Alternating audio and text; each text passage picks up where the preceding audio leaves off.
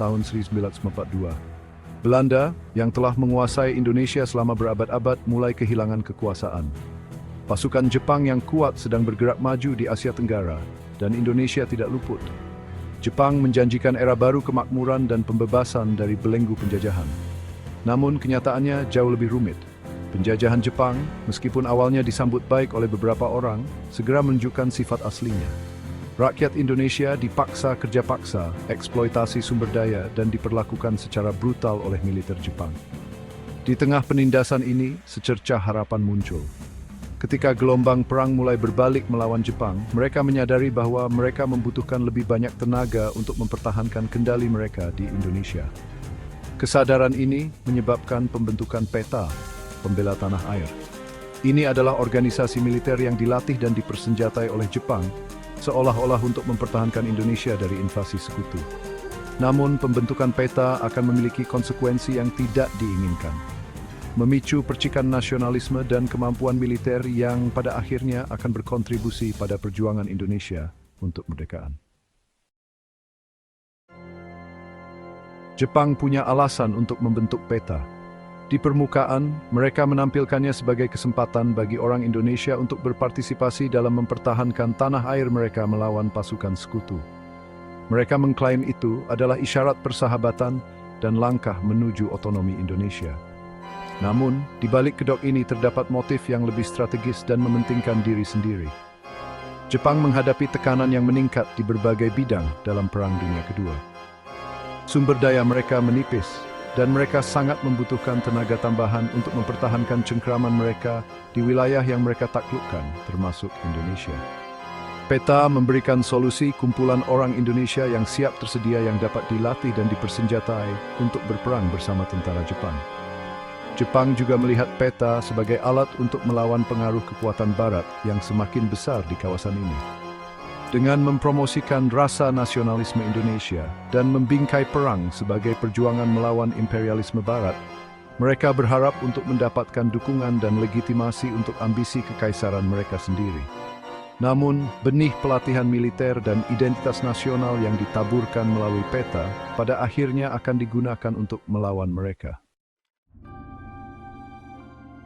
PETA diorganisir menjadi unit-unit regional, masing-masing dengan struktur komandonya sendiri yang mencerminkan hierarki militer Jepang. Di puncaknya adalah seorang komandan Jepang yang bertanggung jawab atas strategi dan kendali secara keseluruhan. Namun, perwira Indonesia diangkat untuk memimpin dan melatih pasukan di lapangan. Struktur ini meskipun dimaksudkan untuk mempertahankan pengawasan Jepang, secara tidak sengaja memberi para perwira Indonesia pengalaman militer dan keterampilan kepemimpinan yang berharga. Salah satu tokoh paling terkemuka yang muncul dari PETA adalah Supriyadi. Seorang pemimpin karismatik dengan rasa nasionalisme yang kuat, Supriyadi naik pangkat menjadi komandan batalion. Dia menanamkan dalam diri pasukannya rasa patriotisme yang mendalam dan keyakinan pada kemampuan mereka untuk memperjuangkan kebebasan bangsa mereka. Tokoh kunci lainnya adalah Soeharto, yang kemudian menjadi Presiden kedua Indonesia.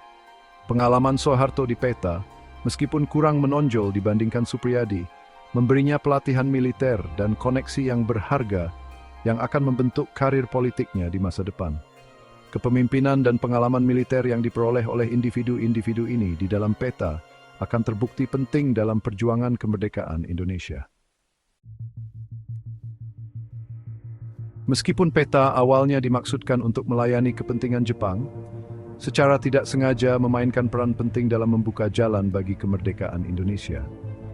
Pelatihan militer, struktur organisasi, dan pengalaman yang diperoleh oleh personel Indonesia di dalam PETA terbukti sangat berharga dalam perang melawan pasukan kolonial Belanda yang kembali setelah perang.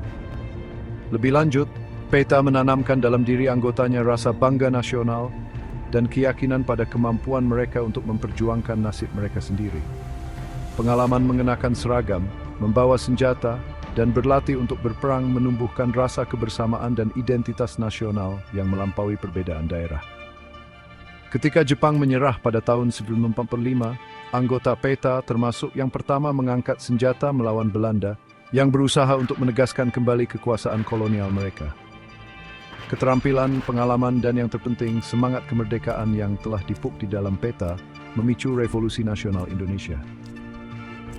Meskipun tidak terlibat langsung dalam memproklamasikan kemerdekaan, warisan peta tetap hidup melalui semangat para anggotanya.